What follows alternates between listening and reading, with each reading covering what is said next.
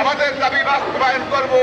কারণ আমাদের পেটে ভাত নাই, আমাদের ছেলে সন্তানদেরকে আমরা ঠিক মতো পরিচর্যা করতে পারি না, তাই আমাদের বসে থাকার কোনো সুযোগ নাই, আর বিলম্ব করার কোনো সুযোগ নাই।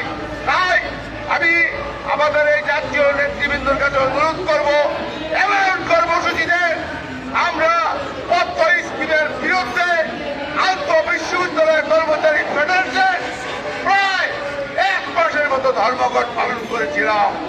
তখন ফাসিস্ট সরকার বিদায়ের এক মুহূর্তে এই পদ্ম স্কিম বাতিল করতে বাধ্য হয়েছিল। সেই ধরনের প্রোগ্রাম দেন, তাইলে আমাদের এই স্কিমের বাস্তবায়ন হবে। আপনাদের কাছে সেই কঠোর কর্মসূচি আশা করছি। প্রয়োজনে আমার পরিবারের 6 জনকে নিয়ে আমি রাজপথে নামবো। আমরা সকলের পরিবার নিয়ে রাজপথে নামবো।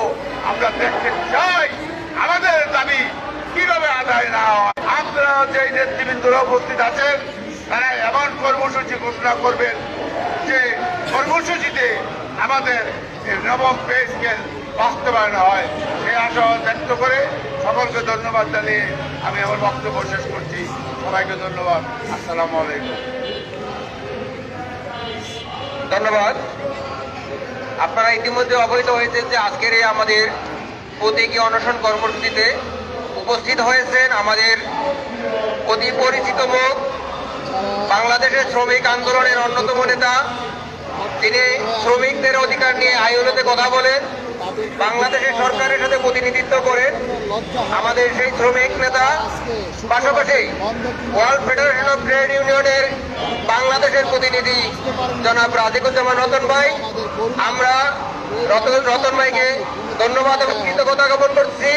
আমরা যারা নিজের দাবির কথা তুলে ধরতে পারি না, তাদের লজ্জা হওয়া উচিত যে আমি নিজে ঘরে বসে থাকি, আমি ঘর থেকে বের হই না।